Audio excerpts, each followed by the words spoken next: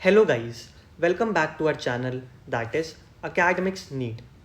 बेटा मेरा नाम है रोहित खंडेलवाल एंड आज हम स्टार्ट कर रहे हैं मंजिल सीरीज़ में ऑर्गेनिक केमिस्ट्री का second topic that is isomerism.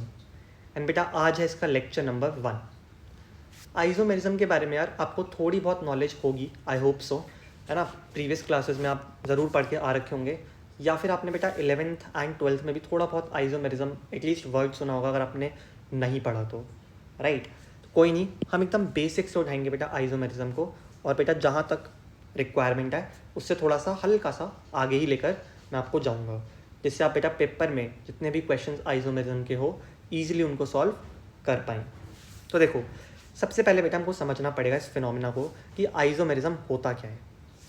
बेटा आइसोमेरिज्म वो कंपाउंड्स होते हैं बेटा जिनका सेम मॉलिक्यूलर मास होता है, ठीक है। तो क्या लिख सकते हो बेटा आप, compounds having same molecular mass, sorry molecular mass नहीं, मॉलिक्यूलर फॉर्मूला लिख लो यहाँ पे, ठीक है बेटा। वो कंपाउंड्स जिनका सेम मॉलिक्यूलर फॉर्मूला है लेकिन स्टिल बेटा उनकी जो फिजिकल एंड केमिकल प्रॉपर्टीज़ हैं बेटा वो क्या है, डिफरेंट। बट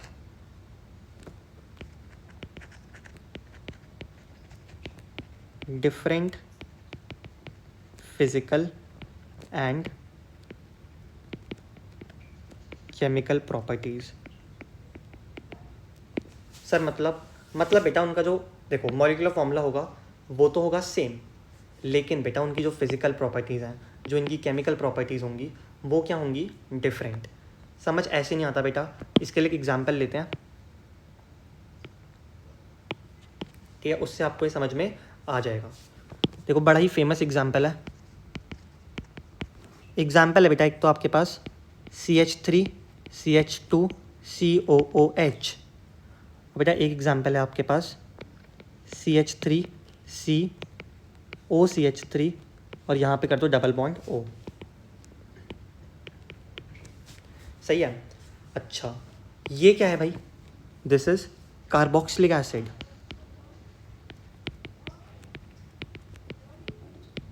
और ये है बेटा एस्टर।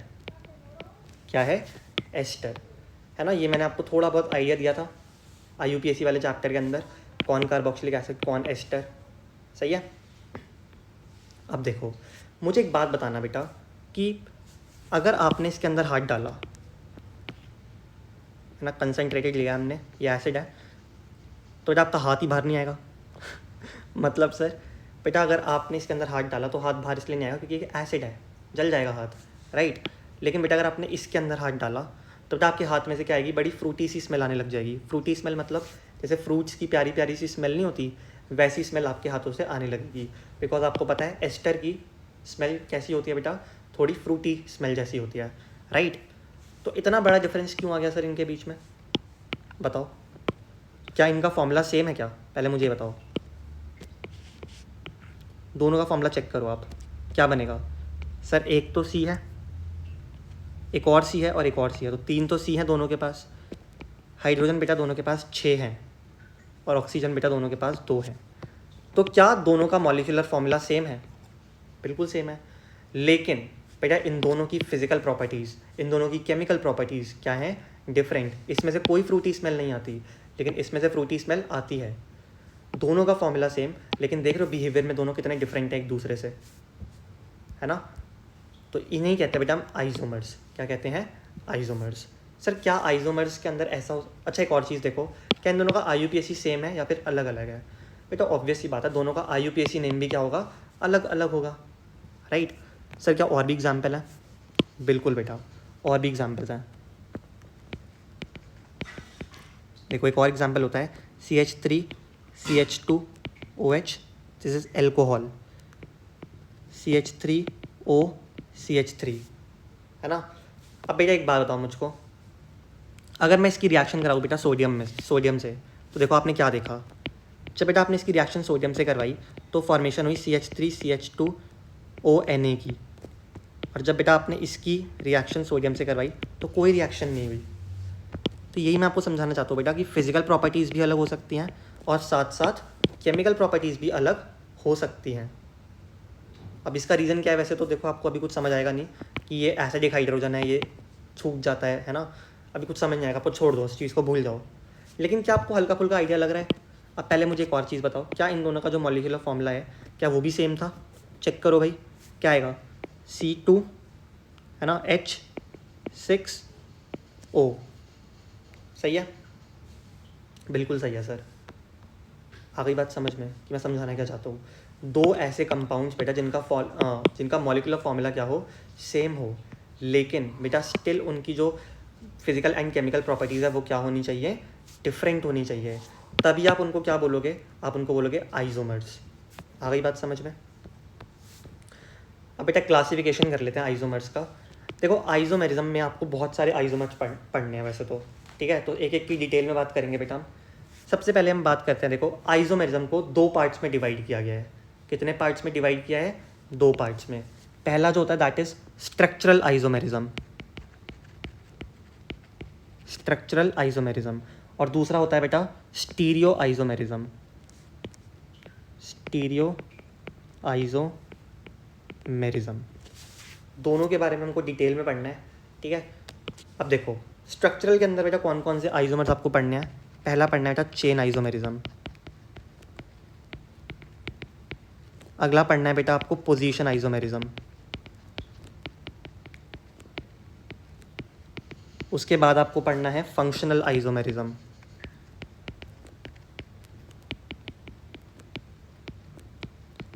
फिर हम पढ़ेंगे बेटा रिंग चेन आइसोमेरिज्म। और सब आपके सिलेबस में, याद रखना इस बात को, मैं कुछ भी आउट ऑफ सिलेबस नहीं पढ़ाता ना, मेरा मन करता बेटा कुछ फालतू पढ़ाने का, है ना।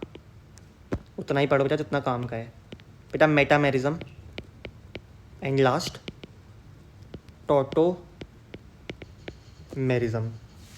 आ गई यहाँ तक बात समझ में? तो ये सारे बेटा आइसोमर्स हमको पढ़ने हैं, और ये किसके अंदर आते हैं बेटा? स्ट्रक्चरल आइसोमेरिज्म के अंदर। बेटा फिर होता है हमारे पास स्टीरियो आइसोमेरिज्म। अब सर स्टीरियो आइसोमेरिज्म क्या होता है? बेटा इसके अंदर भी दो आते हैं हमारे पास। एक आते हैं कॉन्फॉर्मेशनल आइसोमेरिज्म,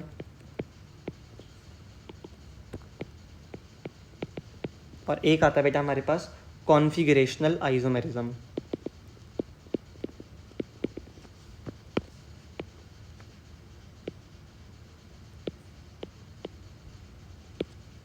कॉन्फिगरेशनल आइसोमेरिज्म। आ गई यहाँ तक बात समझ में? अब बेटा कॉन्फॉर्मेशनल आइसोमेरिज्म और कॉन्फिगरेशनल आइसोमेरिज्म, ये दो पार्ट्स हमने बताया किसके? स्टीरियो आइसोमेरिज्म के। लेकिन बेटा कॉन्फिगरेशनल आइसोमेरिज्म फर्दर दो पार्ट्स में डिवाइड होता है। एक का नाम होता है बेटा ज्योमेट्रिकल आइसोमेरिज्म,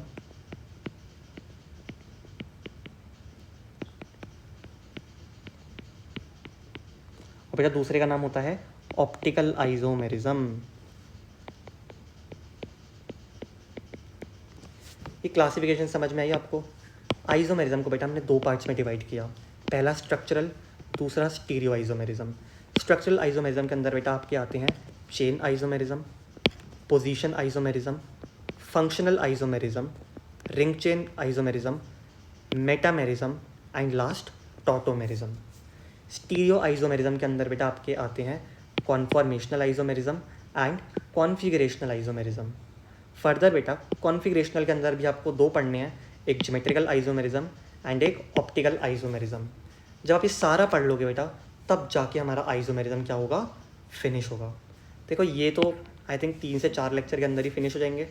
टाइम लगेगा बेटा इनके अंदर, और अच्छा खासा टाइम लगेगा, और ये दोनों हैं भी बड़े इंपॉर्टेंट।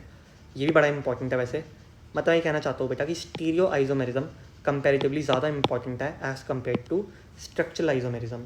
सर आप एक बात बताओ, आपने अभी तक हमको ये नहीं बताया कि structural isomerism and stereo isomerism के बीच में क्या डिफरेंस है। क्लासिफिकेशन तो करवा दी, लेकिन पहले आपको ये भी तो बताना चाहिए ना कि इन दोनों में डिफरेंस क्या है। तो बेटा आ जाओ, अब इन दोनों के बीच का डिफरेंस भी हम देख लेते हैं कि क्या क्या डिफरेंसेस हमको यहाँ पे इनके बीच में पढ़ने होते हैं। देखो स्ट्रक्चरल आइसोमेरिज्म की अगर हम बात करें, ठीक है, तो यहाँ पे क्या होगा बेटा? मॉलिक्यूलर फॉर्मूला क्या होगा बेटा?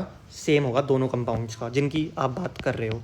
मॉलिक्यूलर फॉर्मूला होगा बेटा सेम। बेटा स्टीरियो आइसोमेरिज्म के अंदर भी मॉलिक्यूलर फॉर्मूला क्या होगा? सेम। सर क्यों? बिकॉज देखो बेटा आइसोमर्स की बेटा कंडीशन ही क्या थी? कंडीशन थी बेटा कि सेम मॉलिक्यूलर फॉर्मूला होता है। याद रखना बेटा, अपने दिमाग में और कुछ मत लाना कि IUPAC क्या होता है, अलग अलग होता है, सेम होता है, कुछ नहीं लाना आपको अपने मन में। बेटा आइसोमेरिज्म की बस एक कंडीशन कि मॉलिक्यूलर फॉर्मूला क्या होना चाहिए, सेम होना चाहिए। आ गई बात समझ में? तो देखो दोनों के अंदर क्या लिख दिया मैंने, सबसे पहले कि मॉलिक्यूलर फॉर्मूला होना चाहिए बेटा सेम। लेकिन बेटा स्ट्रक्चरल और स्टीरियो के बीच में डिफरेंस कहाँ पे आता है बेटा, IUPAC नेम के अंदर।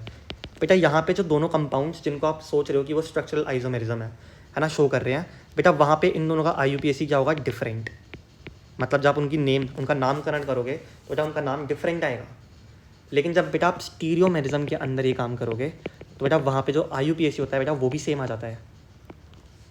समझ में आ रही है मेरी बात, क्या कह रहा हूँ मैं? सर फिर क्या इनके बीच में, सर ऐसा कैसे हो सकता है? अगर दो का मॉलिक्यूलर फॉर्मूला भी सेम है, IUPAC भी सेम है, तो सर फिर दो कंपाउंड ही सेम हो गए? नहीं बेटा, फिर भी वो कंपाउंड सेम नहीं होते। सर एग्जाम्पल दो, ऐसे तो नहीं मानेंगे हम आपकी बात। बिल्कुल बेटा मत मानो, मैं एग्जाम्पल देके समझाता हूँ बेटा आपको। देखो ये क्या है बेटा मेरे पास, CH3 CH2 CH2 CH3। बेटा ये मेरे पास है ब्यूटेन, है ना, नॉर्मल ब्यूटेन है मेरे पास, ब्यूटेन। बेटा इसी को अगर मैं क्या कर दूँ, थोड़ी सी ब्रांचिंग कर दूँ, CH3 CH3 और यहाँ पे भी लगा दूँ बेटा एक CH3, तो देखो फॉर्मूला अभी भी दोनों का क्या रहा बेटा, सेम ही रहा। लेकिन बेटा नाम बदल गया। इसका नाम क्या हो जाएगा बेटा, इसका नाम हो जाएगा 2 पे लगा है बेटा मिथाइल और प्रोपेन, क्योंकि 3 कार्बन की चेन है, 2 मिथाइल प्रोपेन इसका IUPAC नेम हो जाएगा। तो देखो दोनों का मॉलिक्यूलर फॉर्मूला क्या हुआ, सेम हुआ, लेकिन बेटा IUPAC दोनों की क्या हो गई, बदल गई। इसीलिए बेटा हमने क्या कह दिया, इसको स्ट्रक्चरल आइसोमेरिज्म कह दिया। आई बात समझ में? लेकिन बेटा यहाँ पे देखना, आप ध्यान से सुनना मेरी बात, क्या होगा यहाँ पे। देखो मान लो एक एल्कीन की बात करते हैं हम, यहाँ पे लगा देते हैं बेटा हम CH3, यहाँ भी लगा देते हैं CH3, यहाँ लगाते हैं H, यहाँ लगा देते हैं H। और बेटा एक और एग्जांपल ले लो, CH3 C double bond C, यहाँ पे लगा दो H, यहाँ पे लगा दो CH3, यहाँ पे लगा दो H। लॉन्गेस्ट कार्बन चेन ढूंढो दोनों के अंदर, ये हो जाएगी इसकी और ये हो जाएगी इसकी। अगर आप नोट करो बेटा तो दोनों के अंदर ही जो लॉन्गेस्ट कार्बन चेन है उसके अंदर बेटा 4 कार्बन है। देखो 1 2 3 4, इसके अंदर भी 1 2 3 4, दोनों ही क्या है बेटा, ब्यूटीन है। सही कह रहा हूँ मैं, है ना? कौन सी ब्यूटीन बेटा, 2 ब्यूटीन, दोनों का ही सेम नाम है बेटा। यहाँ तो IUPAC भी सेम हो गया। डिफरेंस कहाँ पे है बेटा, डिफरेंस है बेटा स्पेस के अंदर उनकी क्या अरेंजमेंट करी आपने, क्या 3D स्पेस के अंदर बेटा अरेंजमेंट है। देखो यहाँ पे दोनों CH3 बेटा ऊपर की साइड में लगे हुए हैं, यहाँ पे बेटा एक CH3 लगा है ऊपर की साइड में और एक CH3 लगा है नीचे की साइड में, ये डिफरेंस है। और बेटा इतने से डिफरेंस की वजह से आपको मैं बताऊंगा कितनी सारी प्रॉपर्टीज़ चेंज हो जाती हैं। समझ आ रही है मेरी बात? ऑब्वियसली बेटा इनकी प्रॉपर्टीज़ डिफरेंट हैं, तभी तो हमने इनको अलग अलग कंपाउंड माना है। अगर सारी प्रॉपर्टीज़ बेटा इनकी सेम होती तो क्या हम इनको अलग अलग कंपाउंड कहते? नहीं कहते। इनकी प्रॉपर्टीज़ बेटा अलग होती हैं, इसीलिए बेटा हमने इसको क्या कहाँ पे क्लासीफाई कर दिया, स्टीरियो आइसोमेरिज्म के अंदर क्लासीफाई कर दिया। आई होप आपका इंटरेस्ट बन रहा होगा बेटा स्टीरियो आइसोमेरिज्म के अंदर, है ना? जब आएगा बेटा तब बड़ा मज़ा आएगा। फिलहाल आप क्या लिख सकते हो बेटा, यहाँ पे लिख सकते हो बेटा अरेंजमेंट। अरेंजमेंट कहाँ पे भाई, 3D स्पेस के अंदर। 3D space is different. आ गई आपको ये वाली बात समझ में कि 3D स्पेस के अंदर बेटा इनका अरेंजमेंट क्या होता है, डिफरेंट होता है। इसीलिए बेटा अलग अलग आइसोमर्स हम कह सकते हैं। तो ये वाला और ये वाला, ये दोनों अलग अलग कंपाउंड्स हैं, सेम कंपाउंड्स नहीं हैं ये। आ गई बात समझ में?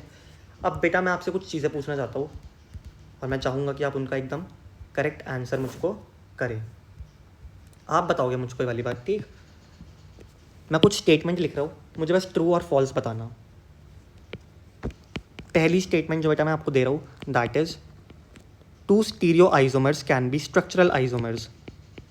2 stereo isomers can be structural isomers. बेटा क्या ये बात सच है? एक बात बताओ बेटा मुझको, स्टीरियो आइसोमर्स होने की कंडीशन क्या है? IUPAC सेम होना चाहिए। स्ट्रक्चरल की कंडीशन क्या है बेटा? IUPAC डिफरेंट होना चाहिए। जब बेटा दोनों की कंडीशन ही मैच नहीं कर रही तो बेटा क्या कभी ज़िंदगी में ऐसा कोई एग्जाम्पल हो सकता है जो दोनों के अंदर सेटिस्फाई कर जाए कि उसका IUPAC सेम भी हो, उसका IUPAC डिफरेंट भी हो? ये चीज़ तो बेटा पॉसिबल ही नहीं है। तो obviously it's a false statement. ठीक है, क्यों करवा रहे हो सर ऐसी स्टेटमेंट्स? बेटा बिकॉज आजकल पेपर थियोरेटिकल बनता है ना, तो कहाँ से बेटा वो स्टेटमेंट बेस्ड वाले क्वेश्चन देते हैं और फिर बेटा आप रोते रह जाओगे कि क्या पूछ लिया अगर आपको समझ नहीं आई। अगला बेटा, टू स्ट्रक्चरल आइसोमर्स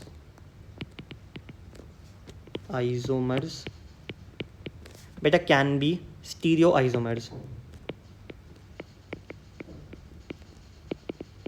बेटा क्या दो स्ट्रक्चरल आइसोमर्स कभी स्टीरियो आइसोमर्स हो सकते हैं? बेटा फिर से सेम बात, ये भी पॉसिबल नहीं है। ये कह रहा है IUPAC डिफरेंट, ये कह रहा है IUPAC सेम, तो दोनों चीज़ें बेटा साथ में कभी भी सेटिस्फाई हम नहीं कर पाएंगे। तो ये भी क्या है बेटा, फॉल्स। आ गई बात समझ में, है ना? यहाँ मैंने आपको लिखवा नहीं रखा है एक काम, अच्छा लिखवा तो रखा है, IUPAC सेम, IUPAC डिफरेंट। अगर आप इस पॉइंट को याद रखोगे बेटा तो आप इजीली इन क्वेश्चंस को सॉल्व कर पाएंगे। आई बात समझ में? तो बेटा कल से हम स्टार्ट करेंगे क्या, आपका नॉट जिमेट्रिकल, है ना? पहले जिमेट्रिकल नहीं करते, देखो वैसे तो यूजुअली पहले जिमेट्रिकल ही करवाया जाता है, लेकिन बेटा मैं आपको पहले स्ट्रक्चरल करवाऊंगा। ठीक है, स्ट्रक्चरल करेंगे हम पहले, चेन, पोजीशन, इन दोनों को निपटाने की कोशिश करते हैं। तो बस अपना ध्यान रखना बेटा, है ना? एंड इसके बेटा प्रॉपर नोट्स बनाओ। ऑर्गेनिक केमिस्ट्री को जितना रिवाइज करोगे उतने फ़ायदे में रहोगे, सब भूल जाओगे अदरवाइज एट द एंड। ठीक है, तो नोट्स वोट्स अच्छे से बनाना, तो और अपना ध्यान रखना, अच्छा खाना खाओ, राइट? चलो, जय श्री कृष्णा, बाय।